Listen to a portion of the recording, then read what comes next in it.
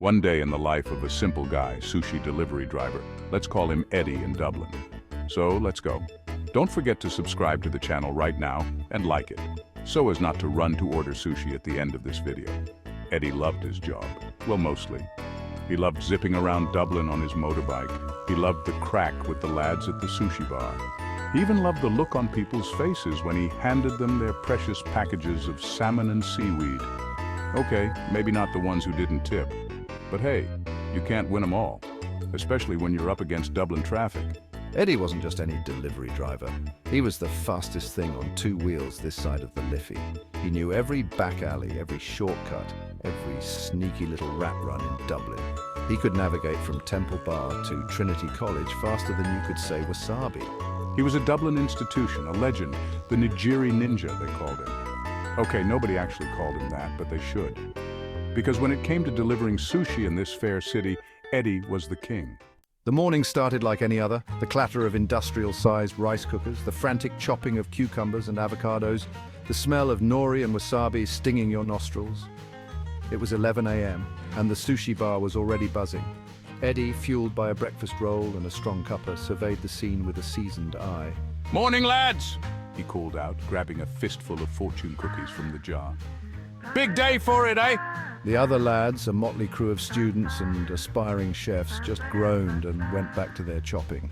They knew what was coming, the lunch rush, the phone ringing off the hook, the never-ending stream of orders, and Eddie, the fearless leader, would be there to brave it all. He pulled on his helmet, grabbed his delivery bag and winked at the new guy, who was staring at a salmon with wide eyes. "Don't worry, kid," Eddie said with a grin. "It gets easier. Eventually you stop crying yourself to sleep thinking about all the California rolls." Out on the streets of Dublin, Eddie was in his element. He weaved through traffic with the grace of a caffeinated salmon, dodging buses, taxis and the occasional rogue tourist. He knew every pothole, every traffic light sequence, every grumpy parking warden on his route. He delivered to office workers, their faces tired and pale from staring at spreadsheets. He delivered to students, their eyes bloodshot from late-night study sessions, or maybe just late-night Guinness sessions, he suspected. He even delivered to a hen party once, the bride-to-be, wearing a sash and a tiara, giggling as she answered the door. That was an interesting tip. Each delivery was a mini-adventure, a chance to experience the heart and soul of Dublin, and maybe snag a few chips from someone's lunch break. One particularly hairy delivery took Eddie to the depths of Dublin's south side. The address was vague, the directions were worse, and his phone battery was flashing a menacing red. Right, so it's somewhere near a blue door beside a pub that might be called the something something. Easy. After what felt like an eternity of circling the same block, he finally spotted it. A blue door, slightly more faded than the one in his mind, but definitely blue. And there, next to it, was a pub with a sign so faded it could have been advertising anything from the snug to the slug. He parked his bike, grabbed the delivery and rang the doorbell. A moment later, a woman opened the door, her eyes widening in surprise. Are you Michael? No, I've got a sushi delivery for... Oh, love, you're at the wrong house. Michael's 2 doors down, the one with the bins that haven't been put out in a fortnight.